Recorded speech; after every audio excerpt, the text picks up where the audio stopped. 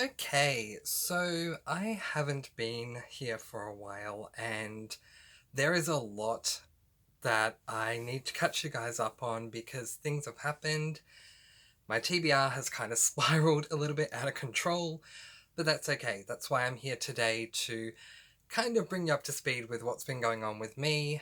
And yeah, at the end of this vlog, I am going to discuss how everything has impacted everything and where it's all going to go. But I'm sure you're scratching your head right now thinking, Mr. Francie, you're not making any sense right now, so I apologize. Let's get right into this.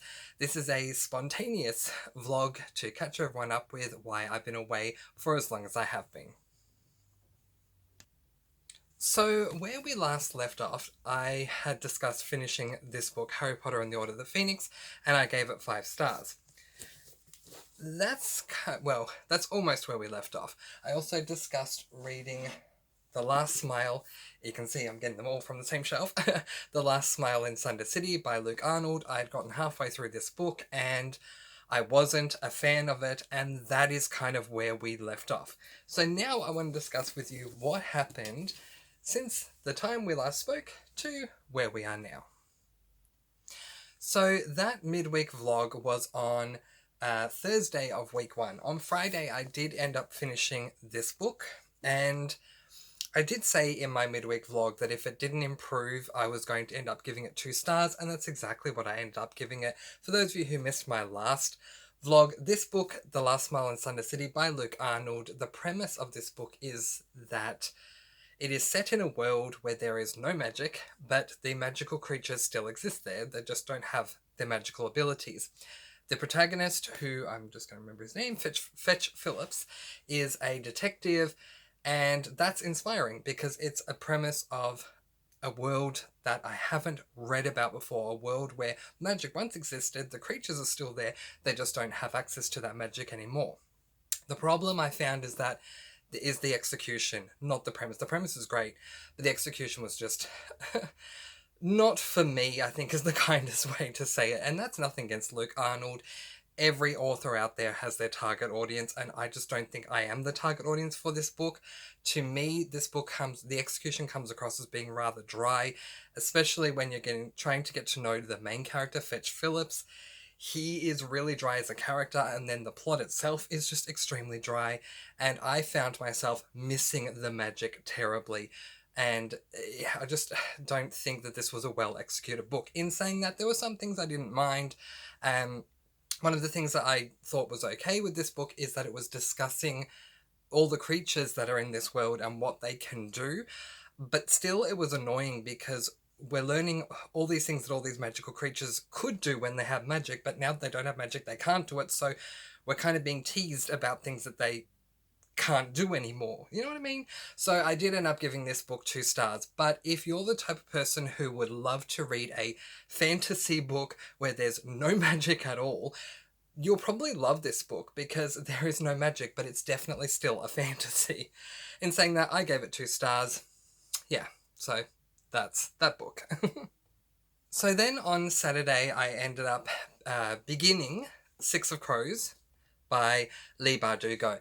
This is a very popular book, one could say, but at the same time, I found it to be quite polarizing.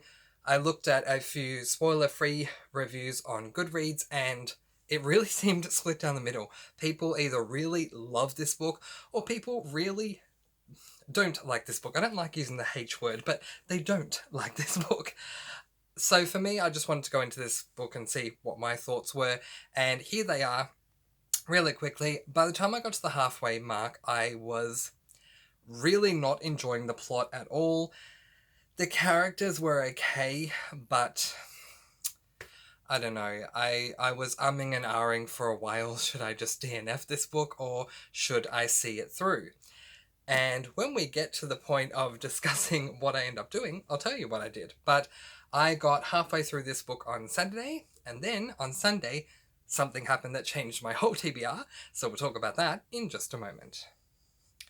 Okay, so on Sunday morning, I was talking to a friend of mine, and I haven't seen my friend for a long time, and so we both decided that I would go over to my friend's place for a few days and stay there for a few days. Yeah, this was great. It's been a while since I've gone away to a friend's place, a very long time, so I didn't think twice about it and I went there. I made sure to pack all the essentials, including my books, and believe it or not, I got there and I realized that while I had these two books on me, and I'll explain why in a minute, I did not have this book on me, which was the book that I was currently reading, which was really annoying. I think I searched my really small bag like 3 times, thinking, of course, I know I brought it with me. I planned on it the whole time, and no, I left it at home. So the reason why I packed these two was because I thought, while I'm at my friend's, if I have time, I'll do my, if I'm still there by the, sorry, not as prepared as I wanted to be. Being that I was going there on Sunday, I would do my end of week vlog that day at my friend's place. So having the 3 books on me, I could finish Six of Crows and do the end of week vlog on Harry Potter, The Last Smile in Sunder City, and Six of Crows. But because Six of Crows was at home, it started a downward spiral. So with no Six of Crows on me on Sunday and being at my friend's place, I did not do any reading. Then we get to Monday and still no Six of Crows, still no reading. By Tuesday, I started considering Tuesday in week 2, I started considering what I was going to do because I was getting towards the halfway point of week 2 and I still hadn't read all of the 3 books I need to read for week 1. Can you see where we're going with this? Well, hold on, because there's a lot more that needs to come into play, and we'll talk about that in just a moment. So, we're now on Wednesday in week 2, and this is day 4 of not reading. And since I started BookTube, I don't think I've had a day off yet, including weekends. I was always reading.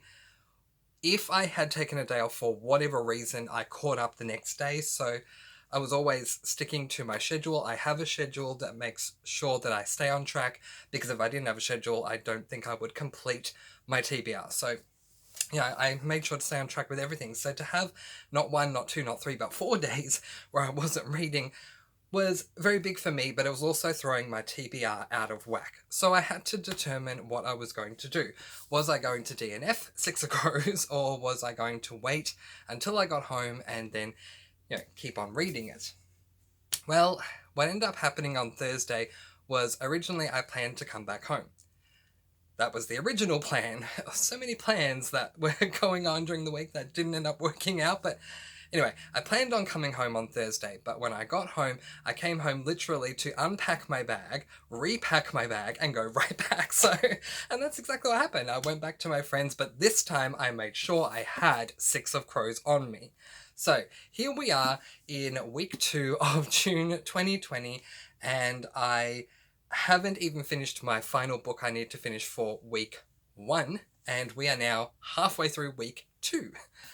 So I made sure I had Six of Crows on me, and I did finish it that night. I dedicated myself to a lot of hours of reading, and I finished off Six of Crows finally on Thursday in week 2, which is about 3 days away from being a whole week later than what I'd originally planned.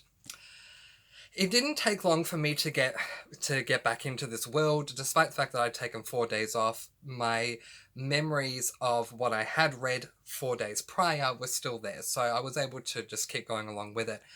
So ultimately finished this book on Thursday in week 2. I ended up giving it 3 stars because this book is very different to any other book that I've read, in that I am a plot-driven reader. Through and through, I'm a plot-driven reader. I really would love to have interesting characters in my books, but books that are character-driven, in other words, the plot is either minuscule or non-existent and we're just focusing on characters and character building, is not my type of book. I feel that this book is very much that. It is a character-building book. However, this book has become an exception to the usual rule, which is, I ended up loving these characters. Leigh Bardugo, the author of this book, does something really, really well. This book is a 6-person, multi-perspective book in and of its own. So each, 6 chapters, everyone's rotating and we're getting a perspective from one of the other 6 characters that we're working with.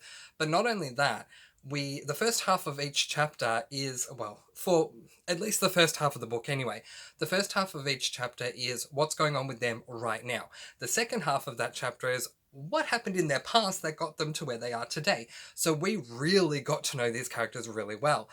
Unlike your standard character-driven book, I loved this. I think Leigh Bardugo does character building and character-driven this character-driven book really well.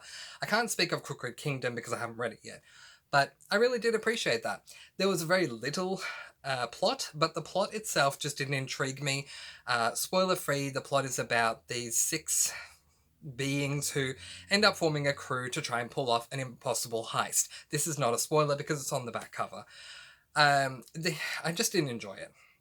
I did not enjoy the plot at all, but I loved the characters. So I ended up rounding it off by giving this book 3 stars because I enjoyed the characters. I loved the character-driven side of this book, but I didn't like the plot. So that's where I stood by the time we got to the end of Thursday in week 2. So now we get to Friday of week 2, and I finally picked up the first book that I originally planned to read in week 2, which was this book, Harry Potter and the Half-Blood Prince. Now, the interesting thing is also by this point, I had managed to record 2 videos at my friend's place, but for one reason or another, they just weren't working out, and that's just really annoying. By that stage. By Monday, I ended up doing a video that I even uploaded, but I'm not going to be releasing for reasons. It just wasn't a good video. I don't know why, but none of the videos I tried to do at my friends were working. I tried though, you guys. I tried 3 times, 3 different days with 3 massive videos. It just wasn't working. Anyway, Friday, finally, I picked up, Friday of week 2 of June 2020, I finally picked up Harry Potter and the Half-Blood Prince, which is the book that I was meant to be picking up on Monday of week 2, a full 4 days beforehand. But anyway, I ended up starting it on Friday, continuing it on Saturday, continuing it on Sunday, and then finally on Monday of week 3, Monday just gone, I finished this book. I did enjoy this book. I've enjoyed every Harry Potter that I've read so far, but I haven't rated this book on Goodreads yet. And part of the reason was because I was away and I like to do my rating at home on my computer. But another part of it is I'm still working on what I want to rate this book. It's not to say that Harry Potter and the Half-Blood Prince is a bad book. It's not. It's really good. It's just it has moments in it that I really didn't appreciate, and so I'm weighing up whether to mark this book down from what I normally do. Normally I give each Harry Potter book 5 stars because they're all just so good that I can't go lower than the maximum. But with this one, I am considering whether or not to take this book down to a 4.5 star rating or even a 4-star rating because of some things that I just didn't appreciate in this book, but I will leave that for the review. What I will say is, as far as updating you in a spoiler-free way, this book, Harry Potter and the Half-Blood Prince, follows Harry in his 6th year. Really? Are we at book number 6? We are. Sorry, just having a moment there going, wait, are we really in the 6th year? Yes, we are. It's coming to an end. It's so sad. Harry in his 6th year at Hogwarts, and there is a new teacher at the school. So in my last couple of videos that I did for you guys when I was at my friend's place, I was mucking this up by saying there's a new Defense Against the Dark Arts teacher. There is. I can't say much without giving it away, but I also kind of went on the wrong tangent, an incorrect tangent, I should say. However, to put it correctly this time, there is a new teacher at Hogwarts this year, and that makes things really interesting. This teacher is very different to any of the other teachers we've gotten to know so far. There's a lot. One thing I do appreciate is, and I can say this, Harry spends a lot more time with Dumbledore in this book, and I really appreciate that because, as you would know if you've seen any of my reviews of Harry Potter, I'm always saying I love when Harry talks to Dumbledore at the end of the book. Harry speaks to Dumbledore pretty much for half of this book, so I loved that. But there were other things that went on that I just really didn't appreciate at all. So, yeah, it's kind of where I stand at the moment. I don't know what to rate it.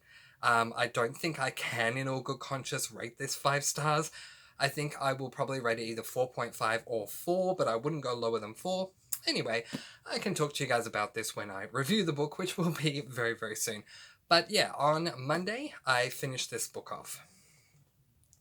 So here I am in week 3 on Tuesday, which is yesterday, and I've read one book that I originally planned to read in week 2, making me 2 books behind. Now, admittedly, I already assumed this was going to be a problem at the beginning of week 2 because I'd already spent 1 day where I couldn't read, and I knew that I would have 3 more days where I wouldn't be reading, so I knew I would end up being behind. But ultimately, because I had spent 4 days not or unable to read because I didn't have the book on me, and then I spent 4 days reading Harry Potter and the Half-Blood Prince, which was not part of my original planning, I end up working out that as of yesterday, Tuesday of week 3, that I was 2 books behind my schedule. It takes a lot to explain it, but believe it or not, this is actually the 4th time that I'm explaining this story to my camera. The first 3 times it did not work out, so hopefully I've rehearsed this enough with all the other videos I've done on this, but let's move on. So I worked out, long story short, that I was going to be 2 books behind no matter what. And I also, to make a long story short, I also realized there's no way I'm going to get through my entire June TBR this month because of how far behind I am. I worked out that I would need to read at least 2 books each in a day. And that's just wasn't going to happen. So when I worked out that, mathematically speaking, I was going to be 2 books behind no matter what, and the fact that there's just no extra time for me to put these books in, I've lost 4 days, I just don't see myself gaining them back, I had to decide what I was going to do. So I spent a long time considering what I was going to do. I probably spent way too much time thinking about it because, for some people, booktube is something that they do for fun, and for me, I thought it was something I'd do for fun, but I tell you what, this past week has been really stressful because I've come to realize just how seriously I take booktube and how much I just want to get through my TBRs no matter what. I have a schedule that I always follow, and so to be 4 days behind and 2 books behind put me through a tailspin, and I was just having agonizing moments. Well, I'm trying to, have some R&R at my friend's place. I'm just having agonizing moments of what am I going to do? How am I going to make this work? And I came up with some ideas. But here's the thing. I don't really want to say what I ended up doing because I'm still going back and forth with what I'm going to do to fix everything. And I think the ultimate conclusion that I'm going to draw from this is going to be the bow out of coming up with a solution plan. Bow out with coming up with a plan solution. So in other words, I'm just going to keep going from where I've left off. Yesterday I started Scythe, which is the second book I was meant to read in week 2, starting it on the second day of week 3. I'll talk about Scythe in just a moment. I hope I don't forget to talk about it, but anyway. So what I am going to do is I'm just going to keep reading and try to just keep things as simple as I can. I know you guys haven't been there with me, but I've literally been agonizing over this for so long, and it's not worth it at all. So I'm just going to keep reading and basically kind of do away with my schedule for the month because it's just going to annoy me the more and more I get behind. So I'll just do away with my schedule for the month and get up to wherever I get up to by the end of the month. And then whatever I don't get to can go straight away onto my July TBR. So I don't know what I'm going to end up reading and what I am not going to end up reading, but whatever I don't end up reading will still get read. It will just get read in July of 2020 rather than originally planned June 2020 because of the days that I missed and because of how far behind I am. Now, I can say with absolute certainty that this week I will be picking up Catching Fire. This is the second book in the Hunger Games series. I loved the Hunger Games series. Hunger Games first book when I read it last month. I gave it 5 stars. Definitely want to read number 2, and I have more than enough time. So this book will be read next, and I will definitely complete it. The book after this one that I'm going to read is Harry Potter and the Deathly Hallows. This is not a good cover, but it is Harry Potter and the Deathly Hallows. So that I can complete that series. So these 2 books I can promise you will be read. The thing is, I then have 3 more books to read. Sorry, no, I have 5 more books to read, sorry. So I then have Insurgent, the second book in the Divergent series. The One, which is the third? Yes, the third book in the Selection series, and Firefight, which is the second book in the Reckoner series. I am so proud that I was just able to write all that off. That's really cool. So I have these 3 books. And then I have my usual bookend for the month, which is Vampire Academy. In this case, it was going to be Spiritbound, book number 5 in this series. And then, of course, I always end my month with Mistborn, so I was going to then read Shadows of South, which is also book 5 in the Mistborn series. Here's the thing, though. With having... with having 5 books that I still need to read after Catching Fire and Harry Potter and the Deathly Hallows, I honestly don't know how this is going to work out, but 2 of these 5 books will not get read this month. They'll get read next month. I honestly don't know which ones they're going to be. Originally, I was just going to put these 2 onto week 1 of July and then read their counterparts, books 6 of Vampire Academy and Mistborn in book 4, so that I complete the series no matter what, but I now don't know what I'm going to do. But so these 5, I don't know what's going to happen with them. That's all I can say for right now. I wish I did, but I have no clue. So we'll see. In case you are wondering, this is the current order that they're in. So it will be Firefight that I read first, Insurgent second, The One third, Shadows of Self fourth, and Spiritbound fifth. That was my original plan. So, this is what I have read so far this month. So I've read 4 books. Harry Potter and the Order of the Phoenix, 5 stars. The Last Smile in Sunder City, 2 stars. Six of Crows, 3 stars. And Harry Potter and the Half-Blood Prince, which I'm still working on the rating for. So, now back to yesterday. Yesterday I did end up picking up... I was still away yesterday. I only came back home today.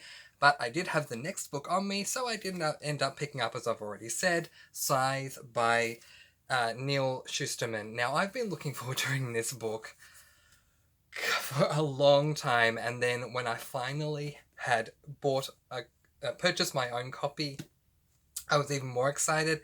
However, Six of Crows had let me down a little bit, and there are other books that have let me down. I've actually got it right here, the one I'm thinking of. This book, it's in my DNF drawer because I don't have a lot of shelf space, and if I DNF a book, it doesn't deserve to go on the shelf. So it's in my DNF drawer, The Shadow of What Was Lost. I was so excited to read this, and then last month I ended up DNFing it. So while I was incredibly excited to start Neal Shusterman's Scythe for so many reasons, I did have some anxiety going into this book. So, where am I at? Well, I'm pretty much... Well, no, actually, I'm there. I've got 2 bookmarks, sorry. I'm there, and this is the end, so not too far away. I'd probably say about 100 or so pages away, maybe just over 100 pages away from finishing this book. My concerns were still with me after I read the first 2 chapters, because the premise of this book is that it is about scythes, obviously, but it's also about these 2 children who are placed into a mentorship, apprenticeship kind of thing with a scythe and learn how to become scythes, I guess. Without giving away too much, that's the premise.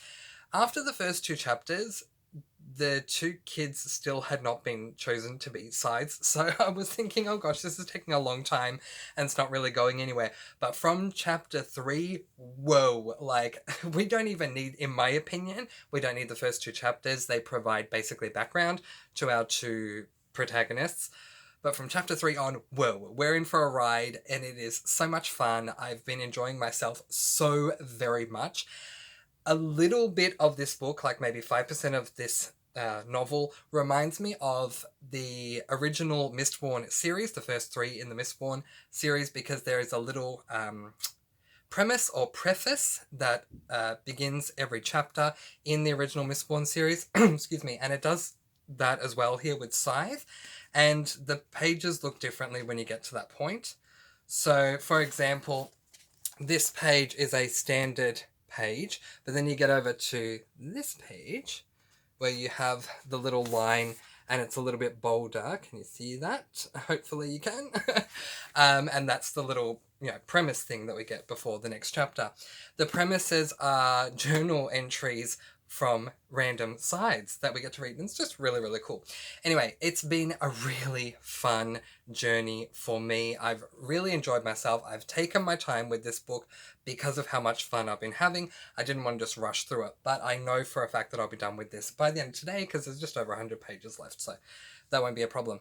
At the moment, I'm really thinking of giving this book 4.5 or 5 stars. I love this book so much. The premise was so exciting, but like with The Last Smile in Sunder City, the premise was really exciting, but the execution was really poor. The premise was really exciting for Scythe, and the execution is just even better. So I'm loving the time I'm spending in this world. I'm loving learning about all the sides, because there are different sides that do different things. Some things they do in their own way, some things because of just who they are as a side. It's just it's so much fun, and provided the last 100 or so odd pages don't let me down, I will definitely be wanting to read the second book in this series, because Neal Shusterman, you're just a great writer, and I'm really loving your book, so thank you.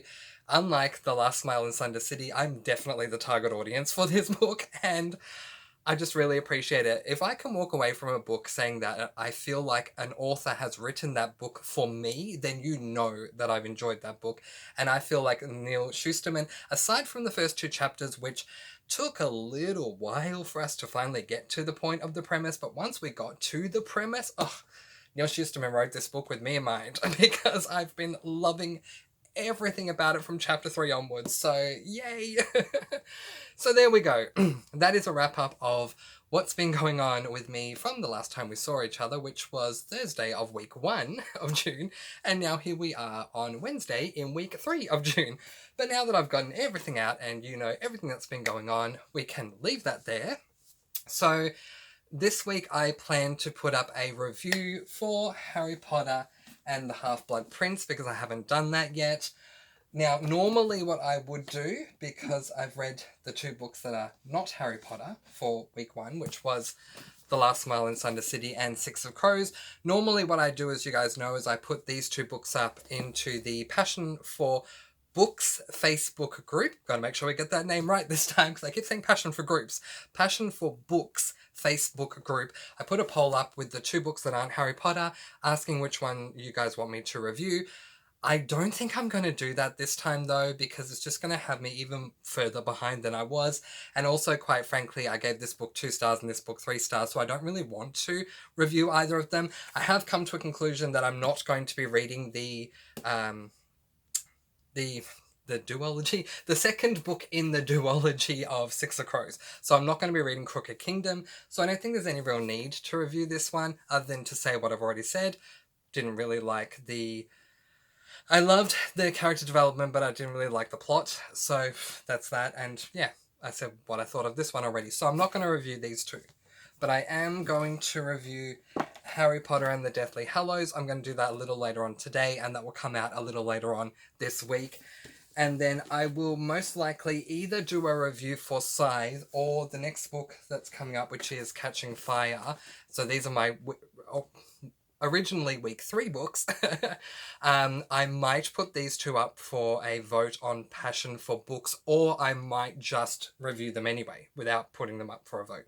So we'll see how we go, but I definitely want to review Scythe at this stage, and unless it disappoints me in the last 100 pages, then I'll definitely do a review for this one. We'll see how we go with this one. I did love its predecessor. So that's where we're at. Okay, so wow. From Friday of week 1 all the way through to Wednesday in week 3, I am Mr. Fancy, and this is my reading vlog, catch-up reading vlog for all of that time. I'm going to leave that there. If you guys have any comments, thoughts, and or questions, please do not hesitate to leave them in the comment space below. If there's anything you'd like to discuss with me regarding books you would prefer for me to prioritize with as we get towards the end of the month, out of the books that I still have left that I showed you guys earlier, please do so. If you guys want me to prioritize, I will, so let me know. Otherwise, it's fine. And yeah, if you want to talk about anything else about what you're reading or anything else that's been going on with my reading any of these books, if you've read them before or anything like that at all, any comments, thoughts, and or questions, leave them in the space below. But until next time, I'm letting you guys go. Peace, blessings, and so much love. This has been one harrowing video to get through, to be honest, but I've done it now. 4th time is the charm, I tell you what. But I will leave that there. Letting you guys go. Peace, blessings, and so much love. Mwah. I post videos every Monday, Thursday, and Sunday with reviews in between. Until next time, happy reading. Bye, guys. Bye.